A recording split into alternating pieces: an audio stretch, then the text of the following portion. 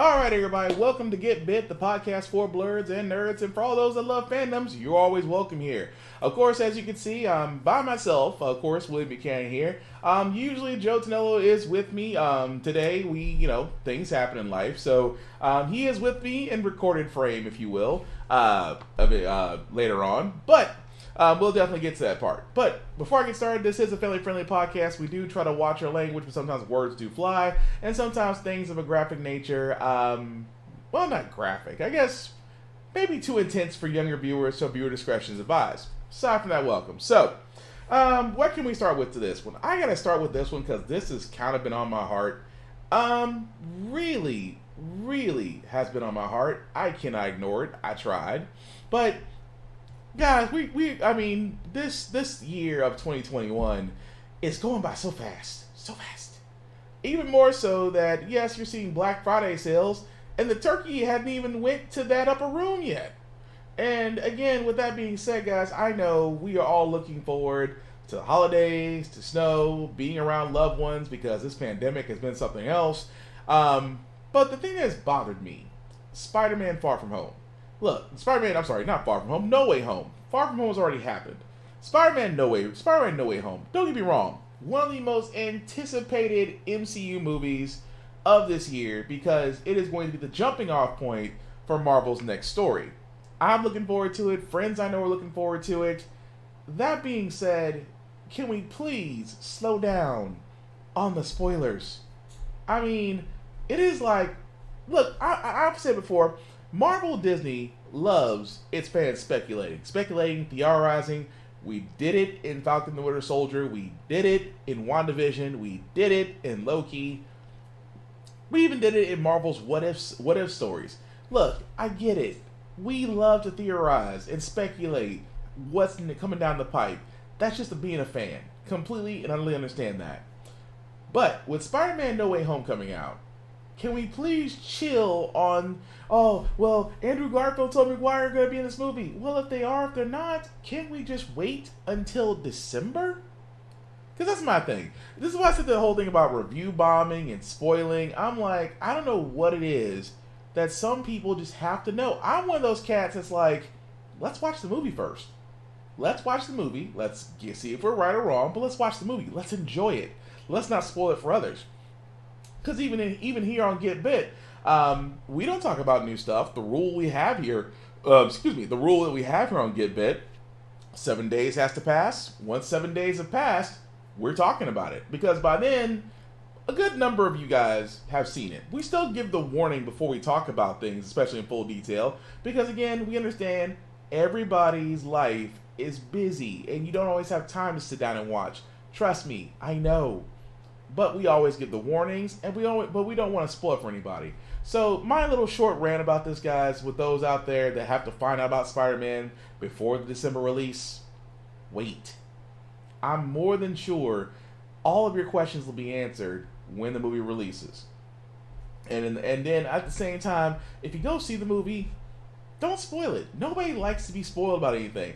If you gotta talk about it with your buddies, talk about it with your buddies where no one can hear you. Or a nice little, wait till you guys are just y'all and y'all can discuss it to your heart's content. But please, respect it. Or at least give the spoiler warning before you start discussing it.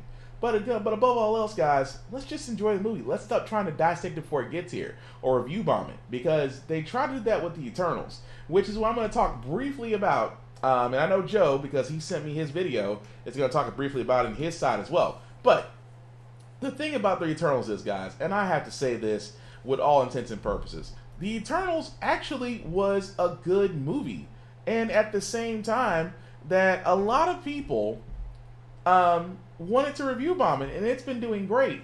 Now, again, with the Eternals, I said it before on my Instagram post, it is very intricate. And I guess it's a different type of storytelling, which again I love. It's different from our usual Marvel storytelling, and nothing is wrong with that. The characters are great. The story itself built it up nicely, and I tell people all this. I said, with some stories there is a little bit of a slow turn, and in this case they did. For the first hour or so, it was a little bit of a slow turn. But once it picked up, man, it was great.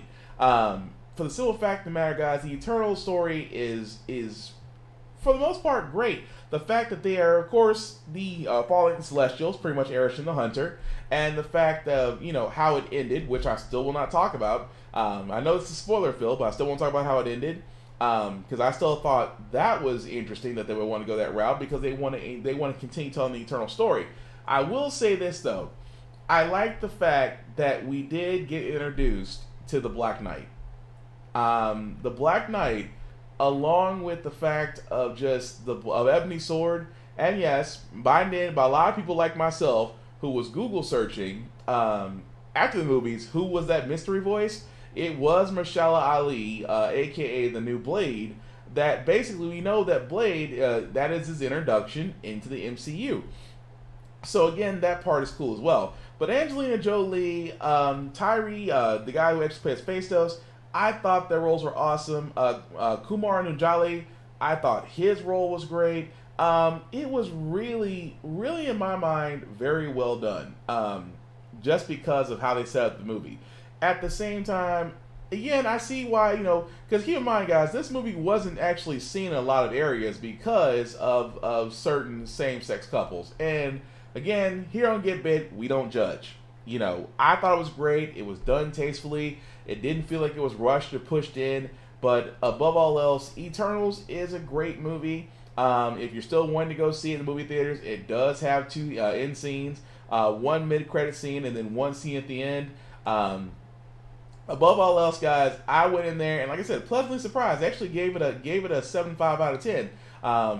At the same time, like I said before, it in itself was, in my opinion, a great movie. So, if you want to go watch it, you are more than welcome to. I still think it's great. I want to see what happens next, especially now that we know what happens at the end. It does set up for the next episode per se. And again, I'm looking forward to it. I think it's gonna be completely awesome, especially with Whitman. If he does pick up the Ebony Blade, will we see more of Blade? Because for a lot of people that don't know, they're wondering how Blade is somehow attached to the Black Knight. Which again, Blade and the Black Knight were a part of MI13, which is basically Britain's version of the Avengers in the comics. So that's where the correlation comes from. But the Ebony Blade, which again, I love how they talked about it in the movie where Athena was like, what sword is this? Is that the Ebony Blade? No, it's Excalibur. Which tells you exactly, when the Ebony Blade was mentioned, the Black Knight's not too far off. Now, for all those that don't know, the Black Knight's character is basically the Ebony Blade,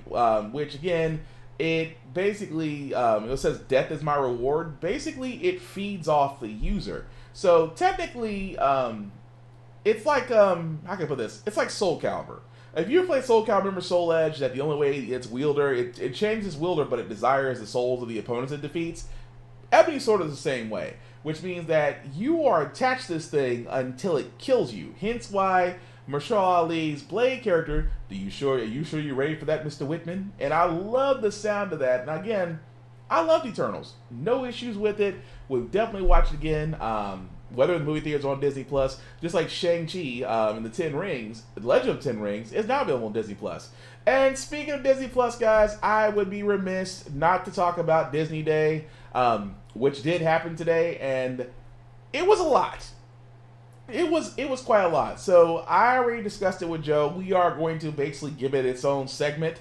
But I'm going to gloss over it just because if you did not know about Disney Day was something else. They did announce quite a lot on Disney Day. They did announce, just to go ahead and give you standards while that video is playing. They did announce that they did announce some scenes for Moon Knight, Miss Marvel. They talked about Agatha spinoff, House of Harkness. They talked about Obi-Wan Kenobi. They even talked about Marvel's X-Men, which is back in 97, which was the award-winning animated series that they're continuing back on Fox. And they gave quite an amount of animes that they're doing. Sneakerella, Baymax. Again, a lot that was actually shown on Disney Day. And of course they showed more about Hawkeye and things of that nature. Like I said, It's a lot. You can go on Disney Plus and actually watch the Disney Plus video in which they explain everything that's coming out. Besides Armor Wars and everything else that's slated, Loki's Marvel's What If, and I know I'm missing a show that's getting a season 2. I'm sorry. I'm trying to think of this all over my head. It's really a lot that I did not expect Disney/Marvel to come out with. But again, me and Joe will cover that in its entirety as far as the shows that are releasing, what we're expecting, things of that nature. We will cover at a later date. But if you haven't had a chance to watch the Disney Day Plus, either on Disney Plus or on YouTube, you definitely should. But we will cover that another day because it's really a lot. And I'm trying to summarize this as best I can, but I'm not disappointed. I think it's going to be great, especially since they showed Ironheart. But again, talking about that on a separate day. But as far as shows of the weeks, guys, go, I mean, Stargirl wrapped up its season finale of Summer School, which is going into Frenemies next season. Supergirl, thankfully, did its series finale, and we will not miss it. Legends of Tomorrow is still trash and needs to go out the door anyway because they don't have a clue what they're doing with that show. It's really a show that it's like Curb Your Enthusiasm, except I like Curb Your Enthusiasm, but yeah, Legends of Tomorrow, this direction it's going in, I think it's going to be its last season. But Batwoman, however, did actually have some nice surprises, especially in this episode. Spoiler alert before I start talking about it. A lesson from Professor Pig. If you can tell by the name of it, Professor Pig is the bad in this episode, as they are still following the storyline of finding all the treasures from Batman's Rogue Gallery. Of course, in this episode, there was a little bit of brief synopsis that, again, Mary, because if you guys remember Mary from a few episodes, did get kidnapped by Poison Ivy's vines. I think they're laying the groundwork for her to become Poison Ivy. That's just my guess. Of course, in this one, they were talking about Catwoman, especially her whip, which, again, for the comics, she did take some tech from Batman in order to make the whip basically indestructible. So again, it's not bad about this story, especially with Ryan and Jada being her mother, and the fact that there was a nice little twist at the end about her stepbrother, who was assaulted by the Joker and may have sociopathic tendencies, as he brutally murders Professor Pig at the end of the episode. Nothing wrong with that. Like I said, I like the direction it went into, but the problem I have is the person you're seeing right now is Alice. To this day, I'm sorry guys, I can't figure out where they're going with her. Because, again, it feels like they are just inserting her into a story by having her hallucinate, which she believes are coming from the nanites. And, she in this episode, even though despite she's losing her sanity, she still was able to piece together that Poison Ivy might be coming back, however, in Mary's body. Considering the fact he's now telling Detective Montoya, as you're currently watching right now, will eventually tell her, because basically the sample she brought her from Poison Ivy was died out, and Montoya had sat there and said, well, it only dies out unless they found a new host, which again, I think will be Mary. But overall, the episode is not bad. I actually did like it. It's just that with the Alice twist of it all, I don't know where it's going. That's the thing about it, is it just feels like she's always forced into a story. Whereas, do we need to give her own storyline, or do we need to just write her off for a few episodes? Because that's the thing about it. This whole buddy cop thing that they have between her and Batwoman solving cases, it's a forced 48 hours to me that just isn't working. But that's the only gripe I have about this. Like I said, Batwoman has become, in my opinion, this season has actually become great. And I'm glad they finally got rid of Kate Kane or left that storyline alone, because it's still, in my opinion, a great series. And I think season 3 is just showing that the show writer finally understood the assignment. I got no issues with that. But I will be curious to see what her brother does and things of that nature from that point. But like I said, that's next episode. But that being said, guys, we do have some video game trailers, at least I found interesting, and I hope you guys found interesting too. This one that I found on IGN called Life of P.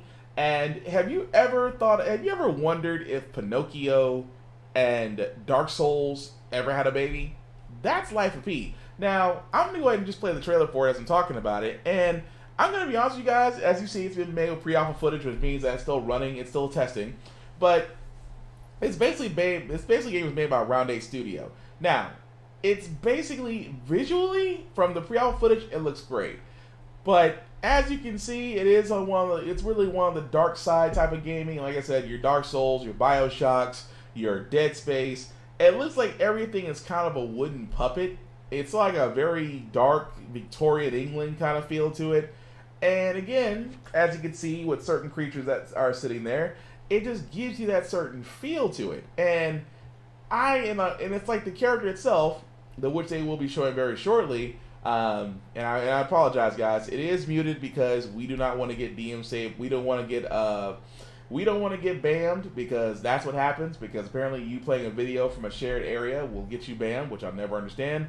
But again, you just of course see the words "Wake up, son," and that is the character. Which again, they're not calling it Pinocchio, but again, a boy looks like he's got a wooden arm or metal arm, and of course a human body. And as you can see, it's like Dark Souls, Bloodborne kind of feel to it. But, maybe it doesn't have the same difficulty, I don't know. But as you can tell, game-wise, it just looks smooth, and it's crazy, and it just gives those Dark Souls, Bloodborne vibes.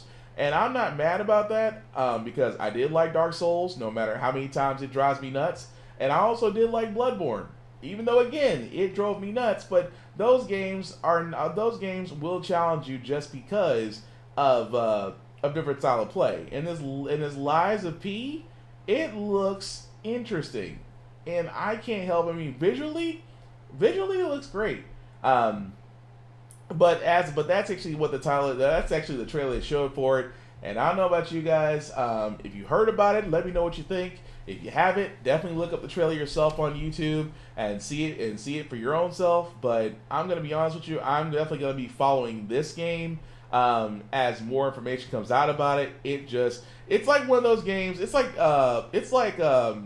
Black Myth Wukong, which is basically about the Monkey King. And again, I'm looking forward to that one because let's be honest, it eventually is going to have a release date, much like Lies of P will, but Lies of P at this point doesn't have a release date. We eventually, like I said before, they said it'll be, the latest.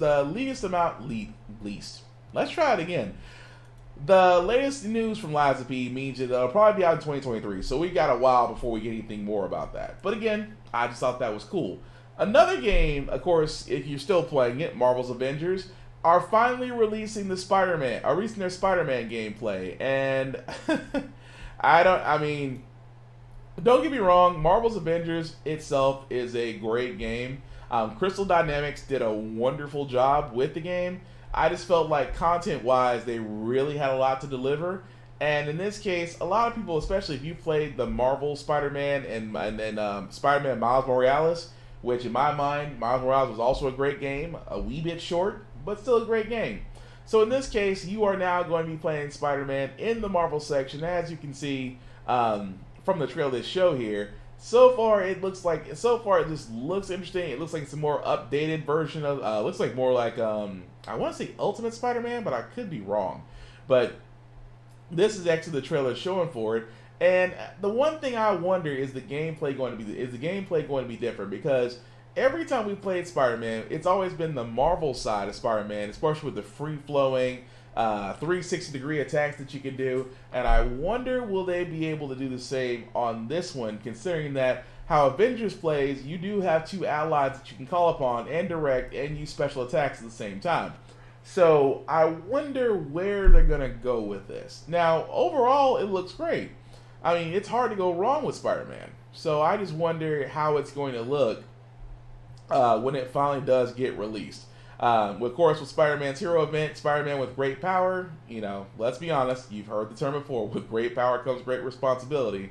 But again, once it does release, I know some friends that are going to play it. I've played Avengers and I like the campaign mode. So I wonder, I would probably still give it a shot just because I've never really had a bad Spider-Man game. But again, that comes out on November 30th. But if you do already have Marvel's Avengers, it's going to be free to play. So, nothing wrong with that. But again, I'm still on the fence if whether or not I want to play it, because Marvel's Avengers, they fall into that content issue that you run into, and when it comes to content, either it's good or it's bad. It's like for me, Gears of War. I love Gears of War, but Gears of War just keeps putting out multi-maps and content, and multi-maps and skins. When I wanted something like Hive Busters, which Hive Busters DLC was great. I want more of that. That to me is what makes Gears of War fun, is the story and campaign modes. I could do without multiplayer. That's just me. But Marvel's Avengers is the same way. It's like they just give skins and skins. And don't get me wrong, the War for Wakanda was great. Still love that. Spider-Man with great power, I'm pretty sure it's going to be the same way. But eventually, I just want less skins and more content. Less skins and more story. That's just me. But that being said, guys, I did want to go ahead and get some other news. Speaking of video games, I did want to talk about this. This is a rumor that Far Cry 7 is already in development. This is a rumor. However, the rumor is with Far Cry is that it is going to be different than its predecessors. Now, in my opinion, I played Far Cry 6. I love it. I thought the story was great. The gameplay was great. There was some network patchwork issues, but I think the most recent patchwork actually fixed it. So there wasn't any slowdowns when you're going across certain towns and countries. Certain towns in certain areas, there used to be a little late loading screen, but it's not there anymore. So I think the patch fixed it. But Far Cry 7, the reason why I say Far Cry 7 is going to be different is because it is going to be a live service game. Now, if you don't know what I mean by that, it's going to be different. It's going to be the same way like with Assassin's Creed Infinity. It's supposed to be a live service game, which is the reason why everybody is a little concerned, because this isn't the first time that Far Cry has tried this. Ubisoft has tried this. The first time was Far Cry 4, which again, Far Cry 4, which for all those that don't remember, that was the one where you were kind of in a Tibet area and you were facing Ping Mang, and that wasn't bad. 5, however, was... I mean, 5 is just... I mean, nothing wrong with 5. 5 was okay, but when it came to 6 actually gave me something. 6 was a story, and not because of Giancarlo Esposito, who was playing the villain, although perfect, spot-on villain for Far Cry 6. But 5 was primal, and I'm like, it didn't draw me in the same way 6 did. But I can see from the live service, and again, it worked for 4. 4 worked for because it made sense. But hopefully for 7, we're not sure. Again, this is all rumors. Don't take this with a grain of salt. They may change their minds, but again, we will follow that story as it comes along. Also, some good news if you're a Bleach fan. If you're like me and you're a Bleach fan, we finally have a date. And I'm not talking about, going on a date. That eventually there will be a big anime update soon. Bleach, during its Jump Fiesta, which will not happen until December 18th, will give some information about the anime. Now, for all those that are wondering, yes, it is going to be the anime of the 1,000-Year Blood Arc. Now, keep in mind, Bleach did not air the 1,000-Year Blood Arc. It actually aired the extension arc, which again was the full-bring arc that wasn't half bad, but it actually ended Bleach on that. Now in this case, because Bleach is being added to Shonen Jump's Fiesta, which is One Piece, which is Boruto, and several other animes that are going to be coming there, Bleach is actually added to it, which is a good sign. However, it won't be until December 18th in Japan, which means we won't find out till the 19th in the States. Now, for all those that don't know about the 1,000-Year Blood Arc, you really should. It is, currently right now, it's in manga form, and if you have not read it, I do not want to spoil it for you. Probably that arc is probably one of the best arcs in Bleach, just because to me it's the arc in Bleach. So if you haven't had a chance to read it, you really should. It is very well done, and I'm hoping that they will be actually doing, we'll get an answer on that manga, whether it's, I have a feeling that it will not happen until 2022, which I'm fine about, because again, the manga itself is already completed, so there's nothing for the animation to catch up on, but understand, with COVID and everything else, things are going to be slower. But I can wait for that anime because that's on that it's on that level of you have to watch this because again I don't want to spoil it for anybody. That entire arc was crazy, but good, so very very good. So I tell you, if you have not read it, you definitely should. That also being said, however, Demon Slayer, which again, we are looking forward to that because right now they are going through the Mugen train, the Infinity train. Whether you're watching on Hulu or Crunchyroll or whatever streaming service, that's where they're starting off with. So if you have not seen Infinity Train, you're kind of getting to watch it in episodic form. So if you have not seen Infinity Train, watch season 2 of Demon Slayer. You will be caught up. I think they're kind of around 7. So I went and saw Infinity Train in the movie theaters, loved it, had no issue with it. Even though the ending wasn't what we wanted it to be, but it's in Demon Slayer fashion. It's not going to end very pretty, I guess you could put it that way. But definitely check that out. Now, other video game news before I get to Joe and his top 5 comics. EA is reportedly bringing back Fight Night. Now, for all those that don't know, if you're a fan of boxing, Fight Night by EA was probably one of the better boxing games out there, and there really wasn't a lot of EA boxing games out there outside of things that we love, like Super Punch Out, Dreamcast's Ready to Rumble Boxing, which I thought was one of the better arcade-style boxing games out there. I am really surprised at the Ready to Rumble Boxing Round 2 that it never got a third game, because to me it was great. And of course, you still got your your knockoffs, your Wii Boxing when Nintendo Wii was big out with the Joy-Con sticks. But Fight Night, it just holds a special place in my heart. I mean, Fight Night Round 3 was probably not my favorite because they took away the buttons and gave you the control stick, which made it weird to box with. And then Fight Night Champion, they actually went back to the button control boxing, which again I did love. So I'm kind of curious to see what they'll do with Fight Night. Like I said before, boxing games is a niche area just because UFC kind of took over from that. UFC kind of became Fight Night just because EA decided to not pursue it anymore. But as UFC is still going strong because people are still buying that. I mean, nothing wrong with UFC. I still play it. UFC Fight Night, but I still play it. But EA's Fight Night, boxing's Fight Night, definitely looking forward to that as far as when that comes out, along with college football. Because let's be honest, a lot of people who play NCAA football are chomping at the bit for EA because they're also going to be bringing that back as well. So.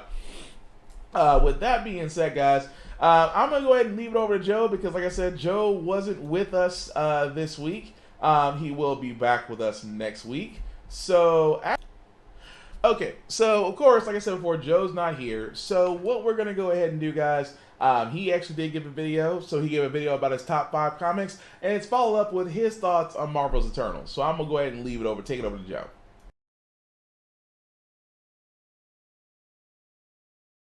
Streaming kind of got wacky this week, so we will be returning to the normal schedule next week. We are making some changes for the new comic book show, so we're not going to be streaming Wednesdays, but we are going to be trying to do the comic book show Thursdays. Monday and Tuesday remains unchanged.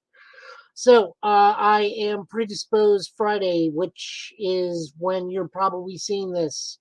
So I'm not here today. So I'm recording from the past. Ooh. Anyways, I'm here to give my top 5 with an honorable mention. So for comics, as always, please buy these from either your local library. Well, buy them from your local comic book store more than anything. All books supplied to me are from Rick's Comic City. He's got 3 great locations: Donaldson, which is the store I go to, Clarksville, and Fort Campbell in Tennessee.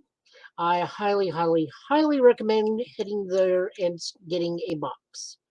Also, you can check out comics, new and old, from your local library. Library card only costs $1, I believe, so for $1 you can get unlimited comic books, or potentially unlimited comic books. So without further ado, we will kick right into it. I am having to squint because I do not have my glasses on.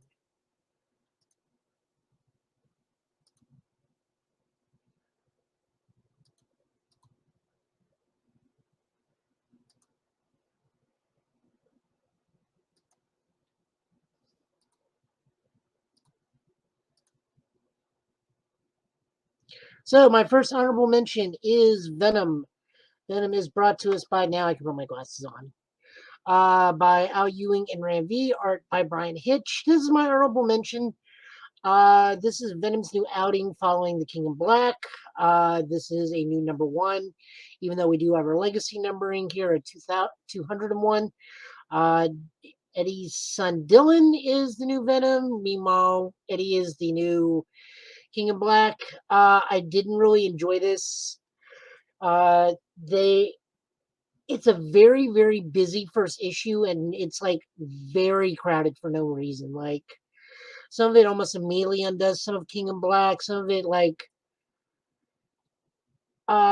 it's not that Dylan's not a good Venom, he's a great Venom, but like the whole story just seemed way too busy and way too complicated for a first issue, and I really didn't enjoy it.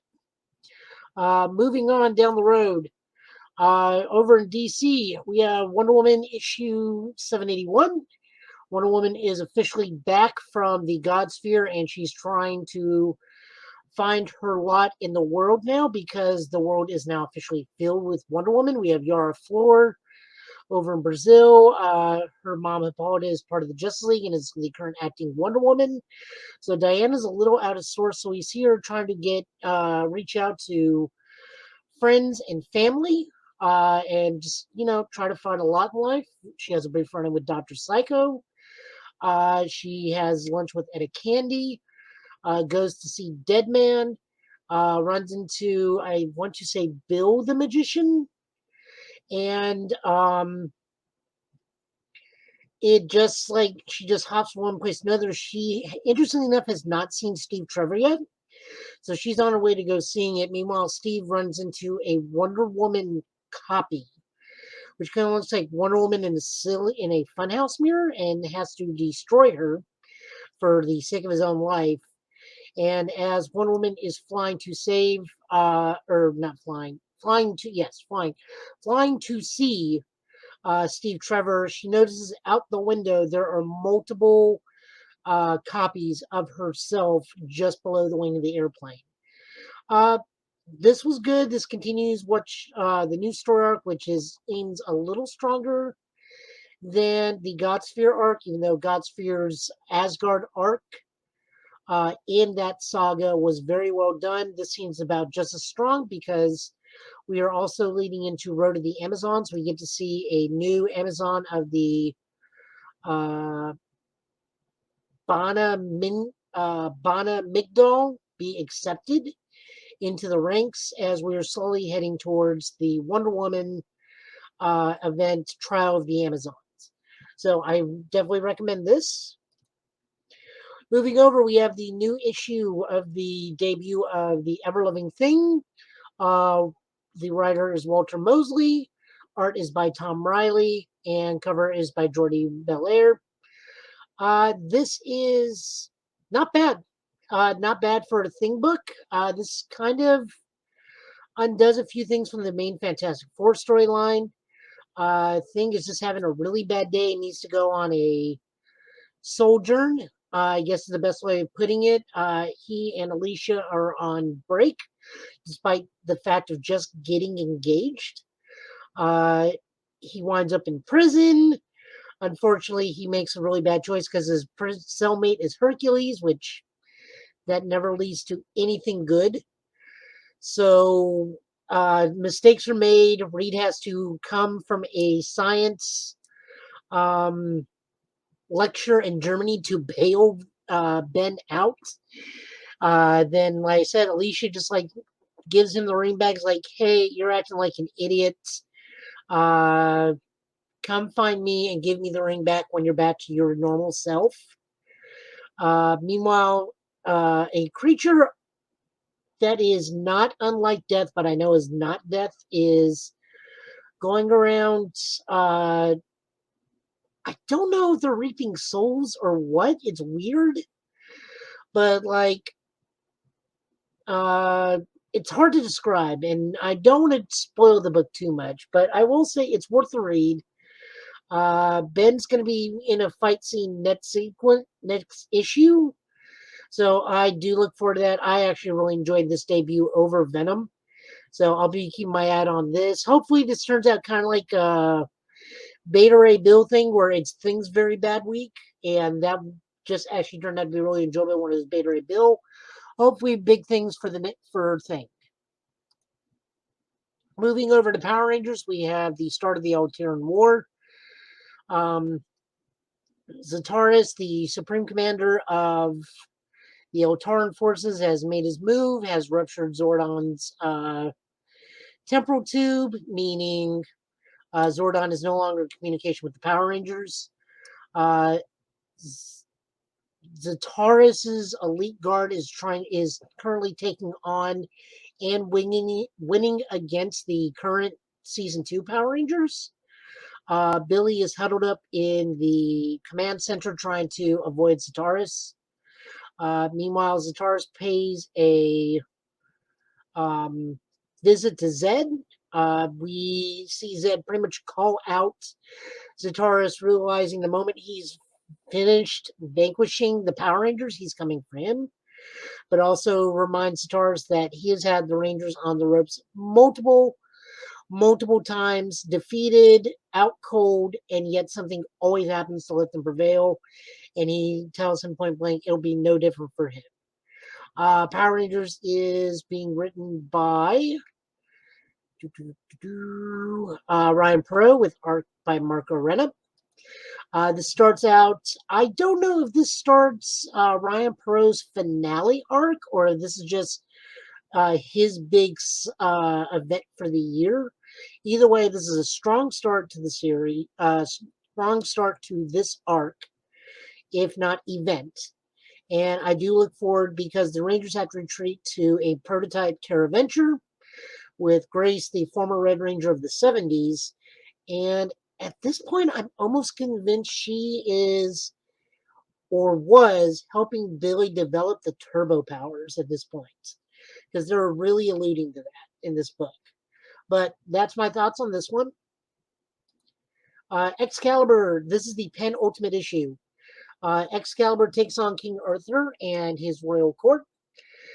This has probably my favorite sequence of events for the week, where Betsy's, I want to say, 1 or 2-year-old niece is giving strategy.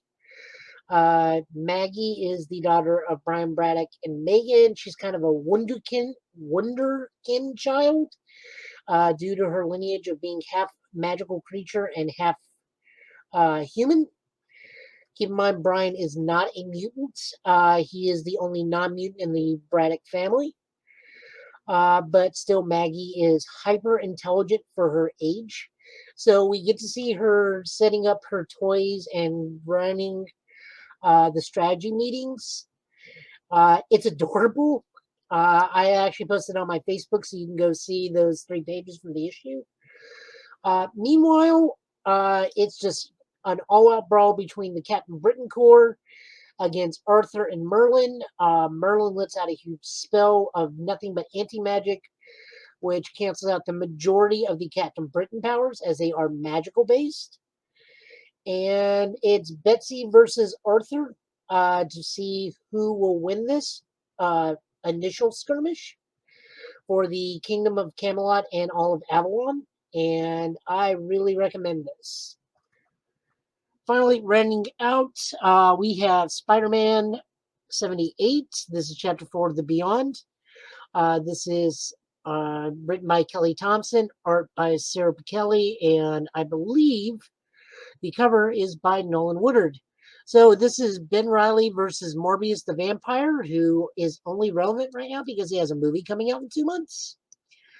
The fight does not go well for Ben. He has been bitten, and Morbius is strong enough to break through his enhanced suit's armor layer. So Ben takes a beating and actually has to take the fight to his own home so that the security system can deal with Morbius because of how poorly matched he is against the living vampire. Meanwhile, while Ben is recuperating, the Beyond Corporation actually, like, for a split second, ponders. So Ben's been bitten. That means he can become a vampire Spider-Man hybrid. can we work that angle? And then they just like, no, that's probably way more, worth more trouble than what we really need. So they actually give Ben the anti-vampiric serum because, of course, they have one. But the fact that they even like entertain the idea of a vampiric hybrid Spider-Man is just already kind of shows that Beyond may not be entirely on the up and up. Uh, Having been dealt with the security system, Morbius is on the run. It's now up to Misty Knight and Colleen Quinn to deal with him. And they do their best they can before a third party shows up and helps fight, as well as deal with some interloping from the Beyond Corporation in this fight. And then we flash forward to maybe either later that night or the next day, and Ben's just fine on a date. And then we get to see what his next villain is facing. Of course, I'm going to be completely biased. I love this book. It's Ben Reilly's Spider-Man, my favorite Spider-Man. So it's fine. I'm not going to say this doesn't have some drawbacks. The only reason Morbius is in this is to help give awareness of who the character is, because his movie's coming out. It's just feels very shoehorned in because he's in and out of the book very, very quickly. We do get to see a brief moment with Peter, Black Cat, and Mary Jane. I'll leave that one alone. I don't want to spoil too much. We do get to see that Janine and Ben have a nice night out for the moment. Overall, great book. I still look forward to reading this every single time. There's actually going to be a side issue called 7.8.BEY, which will take a closer look into what's going on with Colleen, Misty Knight, and the mysterious third party that I mentioned before, as well as the next issue in 79, where we'll be dealing with the new villain, as Ben is getting reacquainted with all the Spider-Man Rogues Gallery. So by all means, check it out. Definitely recommend of the week. So that is it for me. I hope you guys have fun on that. My thoughts on the Eternals. I really enjoyed the movie. I will say I give it a solid B, around a 7, 7.5. Movie was good. It just drug a little in the middle, mostly around the scene with going to find Druig is where I honestly started to mildly doze off or just like lost my attention for a little bit. Then when the fight sequence started back up, it was fine, but it just got real slow during the middle because you had a lot of jump cuts to a lot of places all at once, and it kind of broke up like the tone of the movie. Everybody did a fantastic job. Richard Madden was excellent as Icarus because Icarus is exactly what he needed to be. He is a pragmatic soldier who thoroughly believes in his dogma no matter what. Everybody did such a good thing. I like the spin on Cersei. In the comics, Cersei's kind of a party girl. In this one, she's the most anchored to humanity. The two after credit scenes, I think Gollum from the Lord of the Rings trilogy looked better than Pip the Troll. And as much as I like Patton Oswalt, I kind of saw it as lazy casting to make him Pip the Troll. We were also very thoroughly confused in the theater when I went to go see it when Eros came in because I had no idea who this dude was. I had to Google him after we got out of the theater. No idea who Harry Styles was. But they're also slightly retconning that Thanos is an Eternal. Maybe is internal with deviant DNA potentially, or a deviant just in general, which is fine because that's what he is in the comics. But like they say he's from Titan, but in this one they clearly just straight out say no, he's an Eternal. So there's that. Plus the other ending credit scene was really, really nice. I don't want to spoil that one. I was kind of let down that Afram, the Celestial, gets the Galactus shot. I'm like, well, there's the Galactus shot. I don't know how they're going to make that any more menacing unless we see Galactus and his hand is slowly reaching for the Earth, because I think Afram was all the way by Mars when he was seen in the Earth sky. So, yeah. I enjoyed it. Like I said, it was a solid B. I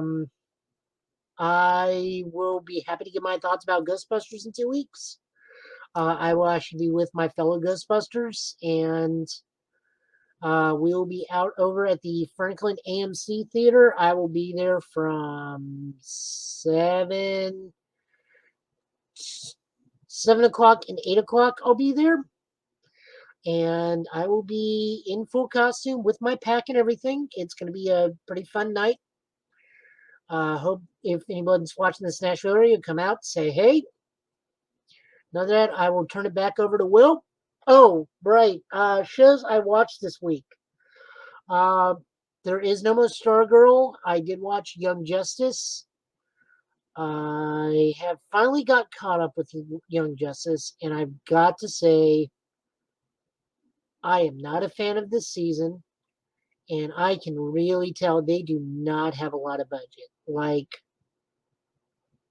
I am hoping that they are saving the animation budget for the latter half of the season, because these first 5 episodes have very minimal animation and just absolutely no budget. Like, what gave it away for me is the first 4 episodes were on Mars. That could have been done in 2 episodes. It got stretched out to 4 episodes.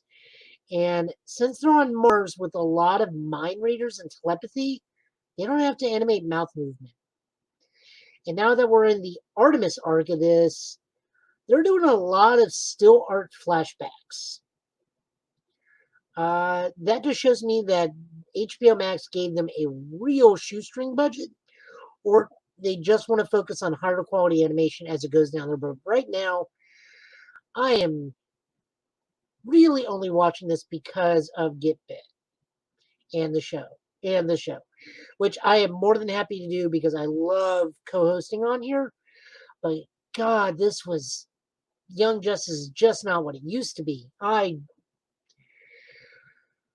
Oh boy! Now I know what Will felt like all through Batgirl season 2, Batgirl season 1, or Batwoman. Excuse me, Batwoman season 1 and 2. Like, woof.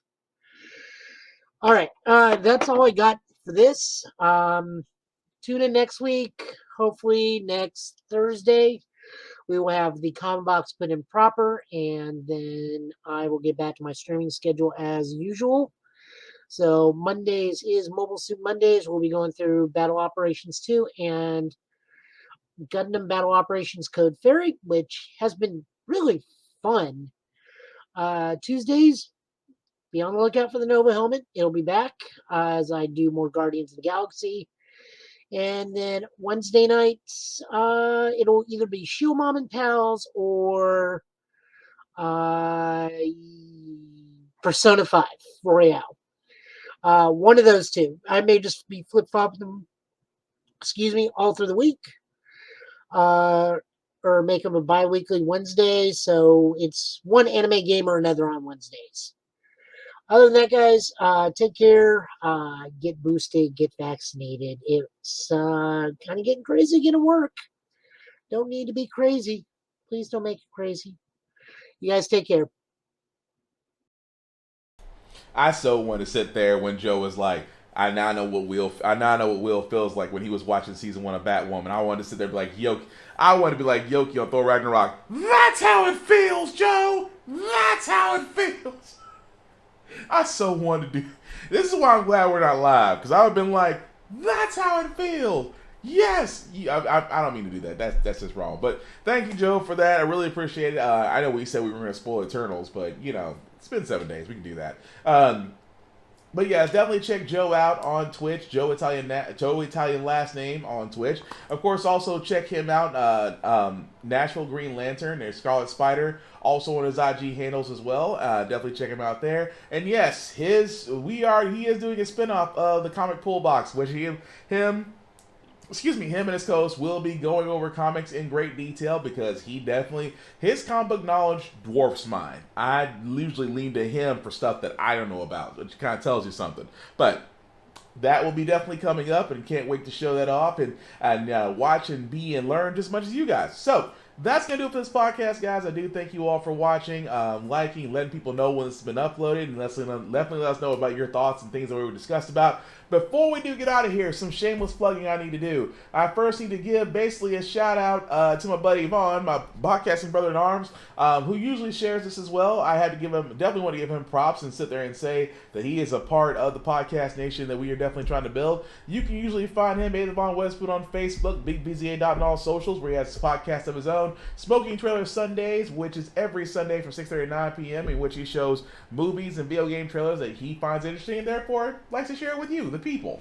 He also has another podcast called RAF, which is like America's Funniest Home Videos, except done by WorldStar, every Tuesday from 6:30 to 9 p.m., definitely for the grown and intended. He also has a video game trailer channel called Making Plays, which is also live on Facebook. Definitely check him out, Vaughn Westwood on Facebook, or BigBZA on all socials. Also, shout out to RNG Present Geek Salad for letting us share this podcast. For letting us share this podcast on their YouTube page, on their Facebook page. They are also part of Podcasting Brethren. Like us, they are a couple of brothers that want to give their opinions on everything of pop culture and actually some things that are not pop culture. But they usually drop an episode every Friday. This is actually their YouTube page. So as you can see there, Ari and Geek Present Geek Salad. You can find them on Facebook and YouTube. Definitely give them a share and a like and let them know, because we're all about sharing love all across the board, because we're all trying to make this podcast thing work. And I love the fact, and my whole thing is, yes, I am partial. I like to see black people win. Aside from that, guys, my link at the bottom, if you copy and paste that in your browser, will take you to my link tree that has all of the YouTube and Facebook groups for all of my podcasts, How the Fact Got Here, Git Bit, the Infamous Podcast. Of course, scheduling has not changed, so definitely follow up on that, because there will be a Hot Take Offense podcast this Saturday. Also, as Joe has pointed out, because next week is Ghostbusters Afterlife, unfortunately, we will not have a Git Bit podcast next Friday. We will actually come back post the week before Thanksgiving, the week before Turkey Day. Me and Joe will both come back, and we will discuss not only Ghostbusters Afterlife, we will discuss Disney's Disney Plus Day as far as things there, in its full detail for all you guys to like and just enjoy and discuss from there. Now, with that being said, guys, Joe is right. Please be vaccinated. Please get your booster shots. Please wear a mask, because again, as the holidays are coming up, we all want to spend time with each other. We all want to be around the table. COVID ain't taking a break. COVID is not taking a vacation. So again, we are a little bit partial here on Git Bit. We do believe in vaccinations. Please get vaccinated. Please wear a mask. If you keep yourself safe, you're keeping everybody else safe, because it's just not about you. Your decisions do affect everybody. That being said, guys, again, thank you all for watching this re-recording. If you're watching this on a playback somewhere, whether it's our Facebook or YouTube page, please comment if it's live. I still want to know everything. If you guys have an opinion on all that we talked about. Aside from that, guys, take care of yourselves and each other, and we will get through this just fine. Have a good weekend, guys. Peace!